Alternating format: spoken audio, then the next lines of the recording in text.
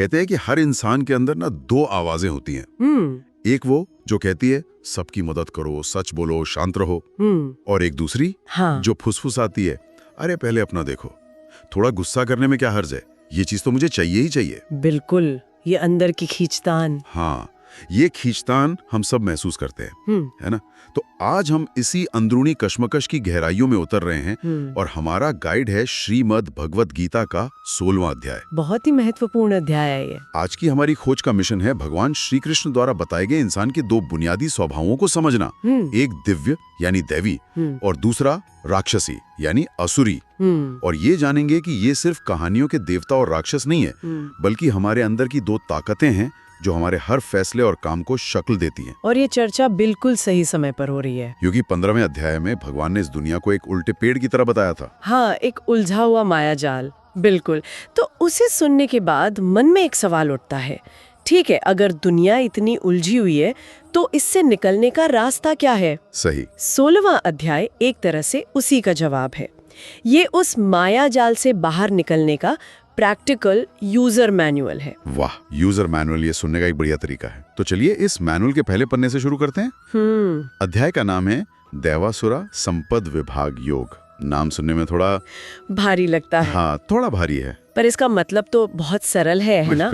मतलब हमारे अंदर मौजूद दो तरह की संपत्ति या गुणों का बंटवारा, एक दैवी और दूसरी आसुरी। बिल्कुल, इसे आप अपने मन का ऑपरेटिंग सिस्टम समझ सकती हैं। हमारे अंदर दो तरह के सॉफ्टवेयर इंस्टॉल्ड हैं, एक डिवाइन और दूसरा डिमोनिक। अच्छा। हम किस पर ज्यादा क्लिक करते हैं, हमारा जीवन वैसे ही बन जाता है। और दिलचस्प बात यह है कि श्री कृष्ण ये विचार पहली बार यहाँ नहीं रख रहे हैं। ओह, पहले भी बताया है। वहाँ उन्होंने कहा था कि जो आसुरी स्वभाव के लोग हैं वो मुझे यानी कृष्ण को बस एक साधारण इंसान समझते हैं।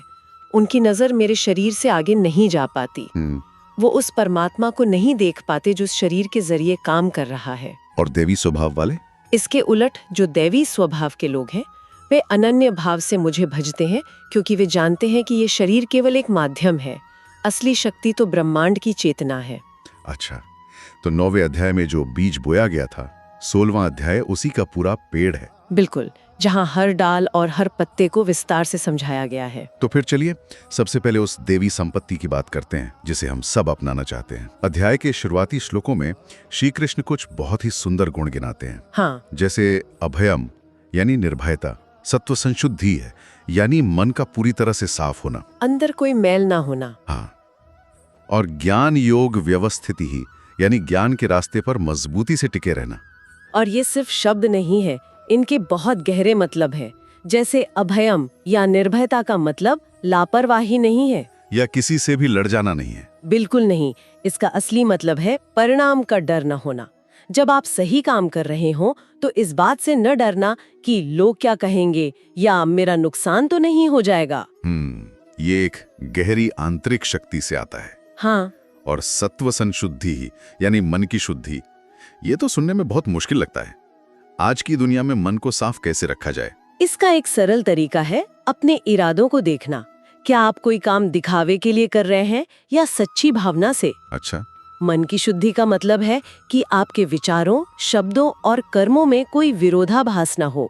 जो अंदर है वही बाहर है, कोई छिपा हुआ एजेंडा नहीं। और भी गुण हैं जैसे दान, दम, इंद्रियों पर काबू, यज्ञ यानी कर्तव्यों का पालन, स्वाध्याय यानी ग्रंथों का अध्ययन, तप और आर्जवम सरलता। जी। इन सब गुणों की लिस्ट सुनकर लगता है कि ये तो एक आदर्श इंसान की परिभाषा है। और यही तो लक्ष्य है। जब कोई इन गुणों को जीता है तो उसका जीवन संतुलित हो जाता है। सुख, दुख, मान, अपमान, ये सब उसे हिला नहीं पाते।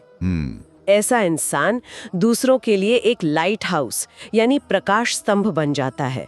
उसे कुछ कहना नहीं पड़ता, उसका जीवन ही दूसरों को रास्ता दिखाता है। और यही रास्ता भगवत प्राप्ति की ओर ले जाता है, परम शांति और सत्य की ओर। ये गुण तो आदर्श हैं जो सुनने में बहुत अच्छे लगते हैं, लेकिन हम सब जानते हैं कि मन का झुकाव अक्सर दूसरी तरफ ज्यादा आसानी से हो जाता है। हाँ, ये सच है। तो चलिए अब सिक्के के दूसरे पहलू को समझते हैं। आसुरी संपदा, ये क्या है और इसके लक्षण क्या हैं? हाँ, और दुश्मन को पहचानना बहुत जरूरी है। आसुरी गुणों की लिस्ट में सबसे ऊपर है दंभो दर्पो अभिमानश्च क्रोध पारुष्यमेव च अज्ञानम चाभिजातस्य पार्थ संपदाम आसुरेम। इसका अर्थ क्या हुआ? यानी दंभ या दिखावा, दर्प यानी घमंड, अभिमान, क्रोध, कठोरता और अज्ञान, ये सब आसुरी संपदा के साथ जन्मे व्यक्ति के लक्षण हैं। इसके पीछे की मानसिकता क्या होती है? कोई ऐसा क्यों बन जाता है? देखिए, इसके पीछे की साइकोलॉजी बहुत गहरी है। जब व्यक्ति अपने अंदर से एक खालीपन महसूस करता है, एक वॉइड। हाँ, एक वॉइड, तो वो उस खालीपन को बाहरी चीजों से भरने की कोशिश करता है। जैसे कि पैसा, रुतबा, पैसा, तारीफ, पद, भोग विलास। बिल्कुल। आसुरी स्वभाव इसी आंतरिक खोखलेपन की बाहरी अभिव्यक्ति है। ऐसे लोग इंद्रियों के सुख को ही जीवन का एकमात्र लक्ष्य मान लेते हैं। उनके लिए धर्म, यज्ञ या दान भी अपनी प्रतिष्ठा और अहंकार को चमकाने का एक जरिया बन जाता है। मतलब अगर वो दान भी करेंगे तो सबसे बड़ा चेक देकर फोटो खिंचवाएंगे ताकि समाज में उनका नाम हो। बिल्कुल सही पकड़ा आपने।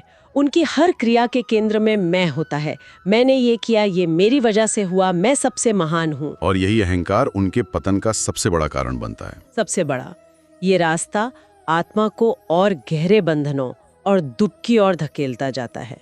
वे बार बार उन्हीं योनियों में जन्म लेते हैं जहां उनका अहंकार और भी बढ़ता है। यहाँ पे श्री कृष्ण एक कमाल का काम करते हैं जो मुझे इस अध्याय का सबसे प्रैक्टिकल हिस्सा लगता है। वो इन सारी दर्जनों बुराइयों को निचोड़कर सिर्फ 3 चीजों में समेट देते हैं और उन्हें नरक की 3 द्वार कहते हैं। हाँ, ये तो एक तरह से बीमारी का रूट कॉज एनालिसिस है। हाँ, ये एक मास्टर स्ट्रोक है। श्री कृष्ण कहते हैं कि सारी आसुरी प्रवृत्तियों की जड़ में ये 3 चीजें हैं: काम, क्रोध और लोभ। वासना, गुस्सा और लालच। हाँ, और ये समझना बहुत जरूरी है कि ये इतने विनाशकारी क्यों हैं। चलिए एक एक करके समझते हैं। सबसे पहले काम यानी इच्छा। काम का आज का रूप तो बहुत दिलचस्प है। ये सिर्फ शारीरिक वासना नहीं है। नहीं, ये कुछ भी पाने की अतृप्त इच्छा है। ये हर नई सीरीज देखने की इच्छा है, हर नए गैजेट को खरीदने की इच्छा है, सोशल मीडिया पर लगातार स्क्रॉल करते रहने की इच्छा है। ये तो अंतहीन दौड़ है। बिल्कुल। एक इच्छा पूरी होती है तो मन 10 नई पैदा कर देता है। ये एक ऐसी आग है जिसमें आप जितना ईंधन डालेंगे वो उतनी ही भड़केगी। और क्रोध, इससे लेकर एक सवाल मन में आता है। कई बार लोग कहते हैं कि अन्याय के खिलाफ गुस्सा करना तो जरूरी है। क्या गीता हर तरह के क्रोध को गलत मानती है? ये बहुत अच्छा सवाल है। यहाँ न्यूआंस को समझना होगा। गीता उस क्रोध की बात कर रही है जो अहंकार और इच्छा पूरी न होने से पैदा होता है। अच्छा। जब आपकी मर्जी के खिलाफ कुछ होता है और आप आपा खो बैठते हैं, वो क्रोध आपकी बुद्धि को नष्ट कर देता है। आप सही गलत का फैसला नहीं कर पाते। लेकिन धर्म की रक्षा के लिए? धर्म की रक्षा के लिए या अन्याय के खिलाफ जो नियंत्रित और सचेत गुस्सा है, जैसा अर्जुन को करना था, वो कर्तव्य का हिस्सा है। विनाशकारी क्रोध वो है जो आपको अंधा बना दे। समझ गया। और तीसरा द्वार है लोभ यानी लालच। लोभ आज की दुनिया में फोमो यानी फियर ऑफ मिसिंग आउट का दूसरा नाम है। हाँ, बिल्कुल।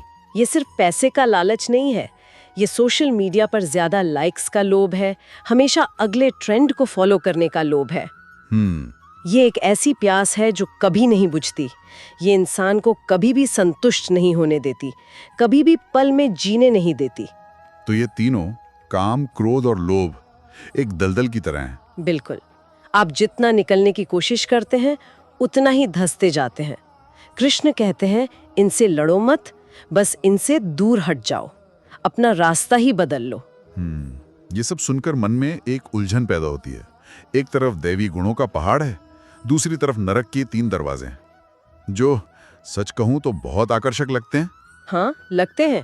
रास्ता चुनना मुश्किल है। ऐसे में हम किसकी सुने? अपनी अंतरात्मा की, समाज की? आज के जमाने में तो हजारों गुरु, इन्फ्लुएंसर और सेल्फ हेल्प किताबें हैं। और यहीं पर श्री कृष्णन इस अध्याय का सबसे साफ और शायद आज के जमाने में सबसे विवादास्पद जवाब देते हैं। वो क्या? वे कहते हैं, तस्मात् शास्त्रम प्रमाणम ते कार्य व्यवस्थितौ। इसका मतलब? इसका मतलब है क्या करना चाहिए और क्या नहीं करना चाहिए, इसका फैसला करने के लिए तुम्हारे लिए शास्त्र ही एकमात्र प्रमाण है। शास्त्र मतलब हजारों साल पुराने ग्रंथ।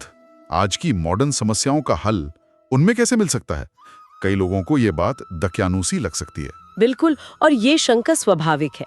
लेकिन यहाँ शास्त्र का मतलब सिर्फ पूजा पाठ की विधि वाली किताबें नहीं है। तो फिर क्या है? शास्त्र का अर्थ है वो ज्ञान जो समय की कसौटी पर खरा उतरा है। इसे आप जीवन जीने का संविधान कह सकती हैं। संविधान? हाँ, जैसे देश को चलाने के लिए एक संविधान होता है ताकि हर कोई अपनी मनमर्जी से कुछ भी न करने लगे, वैसे ही जीवन को सही दिशा में चलाने के लिए शास्त्र हैं। वे हमें एक नैतिक और आध्यात्मिक ढांचा देते हैं। आज की दुनिया में जहाँ हर कोई अपनी राय को ही सच मानता है, शास्त्र एक ऑब्जेक्टिव गाइड की तरह काम करते हैं। मतलब अपनी मनमर्जी से रास्ता बनाने की बजाय एक परखे हुए भरोसेमंद नक्शे का इस्तेमाल करना। बिल्कुल, ये अंधविश्वास नहीं है, ये उन ऋषियों और ज्ञानियों के हजारों साल के अनुभव पर भरोसा करना है, जिन्होंने इंसान के मन को बहुत गहराई से समझा था। तो श्री कृष्ण अर्जुन से यही कह रहे हैं। हाँ, वो यही कहते हैं कि शास्त्रों के विधान को समझो और उसके अनुसार अपना कर्म करो। यही तुम्हें परम आनंद और मुक्ति की ओर ले जाएगा, क्योंकि तब तुम अपनी छोटी मैं की इच्छा से नहीं, बल्कि ब्रह्मांड के बड़े नियम यानी धर्म के अनुसार चल रहे होगे। तो आज की इस पूरी चर्चा का सार ये है कि गीता का 16वां अध्याय कोई पौराणिक कहानी नहीं, बल्कि हमारे लिए एक आईना है। एक आईना, बिल्कुल। ये हमें अपने अंदर झांकने और ईमानदारी से ये पहचानने के लिए कहता है कि हमारे ऑपरेटिंग सिस्टम पर कौन से गुण हावी हैं, दैवीय या आसुरी। यह हमें सिर्फ जानकारी नहीं देता, बल्कि एक चुनाव करने के लिए कहता है। बिल्कुल, और अंतिम संदेश यही है कि ये चुनाव हर दिन हर पल हमारे हाथ में है। अच्छा। दैवी और आसुरी दोनों स्वभाव हमारे भीतर ही रहते हैं। ये हम पर निर्भर करता है कि हम किसे सींचते हैं, किसे पोषित करते हैं। जानबूझकर करुणा, निर्भयता और आत्मनियंत्रण जैसे दैवी गुणों के बगीचे को विकसित करके और नरक के उन 3 दरवाजों काम, क्रोध और लोभ के खरपतवारों को उखाड़कर हम अपने जीवन को सार्थक और शांतिपूर्ण बना सकते हैं। ये चर्चा एक बहुत ही गहरे सवाल पर आकर खत्म होती है। जी। श्री कृष्ण कहते हैं कि कर्म का निर्णय करने के लिए शास्त्र ही अंतिम मार्गदर्शक हैं।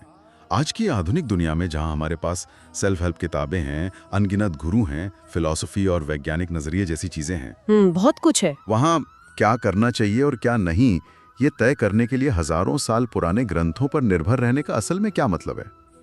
वो प्राचीन ज्ञान आज के दौर की जटिल नैतिक दुविधाओं में हमारी मदद कैसे कर सकता है?